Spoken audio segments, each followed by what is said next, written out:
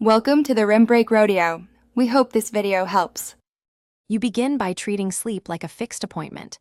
Pick a consistent daytime 7-9-hour window and protect it fiercely. Close blackout curtains, add an eye mask and white noise so your brain recognizes daytime sleep as dark, quiet rest.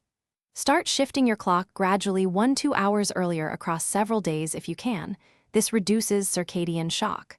Once done, use caffeine strategically at the start of your shift and avoid it for at least 6 hours before your planned sleep time to preserve sleep quality. Now you control environmental cues. Expose yourself to bright, blue-enriched light early in the shift to suppress melatonin and improve reaction time. Eat smaller, lower-carb protein-focused meals every 3-4 hours to stabilize energy. Avoid big dinners within 2 hours of your daytime sleep. Use planned naps strategically, a 20-minute nap for quick alertness or a 90-minute sleep cycle if time allows, so you're not overly tired mid-shift. Make sure to hydrate. Even mild dehydration worsens fatigue and cognitive lapses.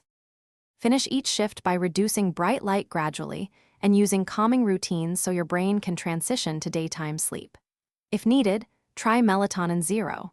5-3 mg immediately after your shift to help reset the clock, but make sure timing is consistent. Schedule light exercise early in your wake period and keep intense training away from the 2 hours before sleep. If sleep remains fragmented, troubleshoot by checking blackout effectiveness, caffeine cutoff, and nap timing. If problems persist, consult occupational health for tailored interventions.